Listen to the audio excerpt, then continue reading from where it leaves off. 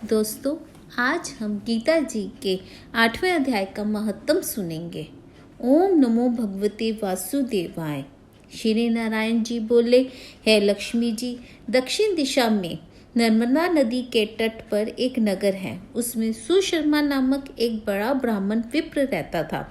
एक दिन उसने एक संत से पूछा, हे ऋषि जी, मेरे संतान नहीं है। तब ऋषिवर बोले, तू अश्वमेघ यज्ञ कर, बकरा देवी पर चढ़ा, देवी तुझको पुत्र देगी।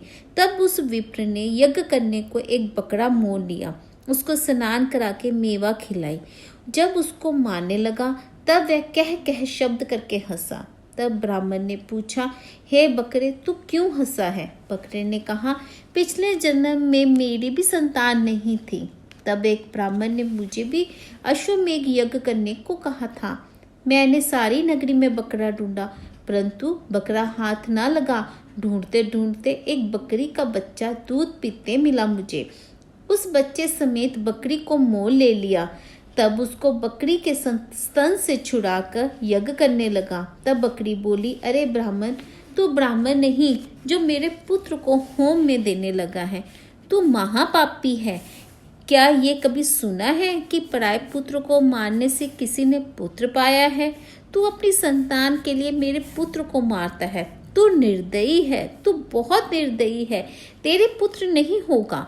वह बकरी बहुत कुछ कहती रही, पर उसने एक न मानी। तब बकरी ने श्राप दिया कि तेरा गला भी इसी तरह कटेगा। इतना कहकर वह बकरी तड़प तड़प कर मर गई। कई दिन पीछे काल भी आया। यमदूत मारते मारते धर्मराज के पास ले गए। धर्मराज ने कहा, इसको नरक में डाल दो, ये पापी है। फिर नरक भोग कर बंदर की योनि मिली। तब मुझे एक बाजीगर ने मोल ले लिया। वह मेरे गले में रस्सी बांधकर द्वार द्वार सारे दिन भगाता फिरे, खाने को थोड़ा दिया करे। जब वानर की देह छूटी तो कुत्ते को जन्म पाया। एक दिन मैंने किसी की रोटी चुरा खाई, तब उसने ऐसी लाठी मारी कि मेरी पीठ टूट गई। उस दुख से मेरी मृत्यु हो गई। फिर घोड़े की देह पाई। उस घोड़े को एक बटियारे ने मोल ले लिया। वह सारे दिन चलाया करे, खाने पीने की खबर ना लेवे। सांझ के समय एक छोटी सी रस्सी बांध छोड़े, ऐसा बांधे कि मैं अपनी मक्खी भी नहीं उड़ा सकूं।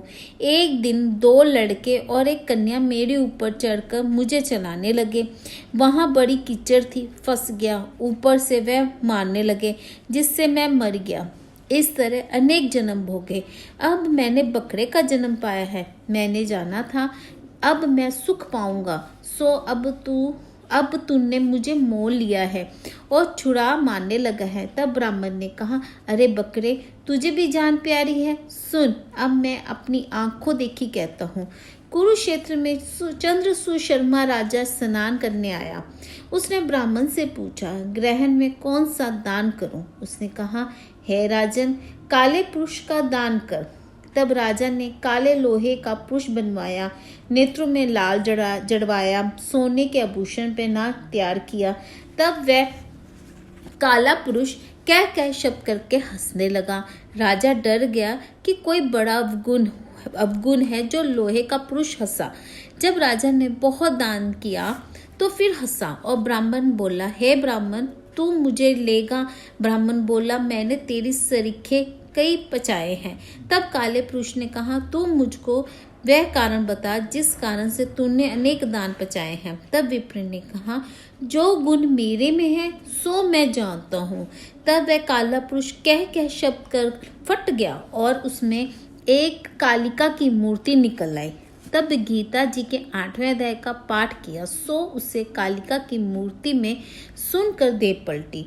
जल की अंजलि भर के उस विप्र ने सुनकर देह पलटी। जल की अंजलि भर के उस विप्र ने मूर्ति पर छिड़की तो जल के छिड़कते ही उसकी देही हो गई। विमान आया जिस पर बैठकर वे कुंठ को गई। तब राजा ने कहा, तुम्हारे में कोई ऐसा गुण है जिसके द्वारा मैं इस अधम देश से मुक्त पाऊं? तब विप्र ने कहा, मैं वेद पाठी हूँ। उस नगर में एक साधु भी गीता पाठी था। उससे 8वें अध्याय का पाठ सुनकर राजा की देह पलटी। तब राजा देवदेही पाकर वैकुंठ को गया और कहता गया, है ब्राह्मण, तू भी श्री गीता जी का पाठ कर, जिससे तेरा भी उद्धार हो। तब ब्राह्मण भी श्री गीता जी का पाठ करने लगा। बोल गीता माता की